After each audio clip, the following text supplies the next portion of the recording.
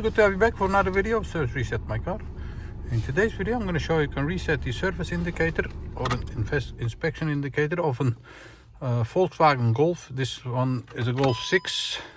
We have an indicator surface popping up at the instrument cluster, and this is a Golf from 2009 and with no steering buttons, with just two buttons on the instrument cluster, the menu button and the set button.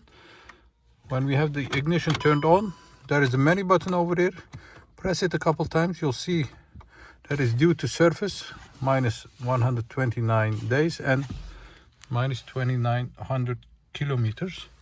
And this is how you can reset it. Ignition is turned off. Turn the ignition back on while you press the set button before ignition turned on. Release the set button and press the menu button on the left side, and you'll see that the indicator won't show up the next time you start or put the ignition back on. So once again, press the set button, ignition off, ignition turned on, release, press the menu button on the left side, and the indicator won't show up anymore. That was it. This was a Golf 6 2009.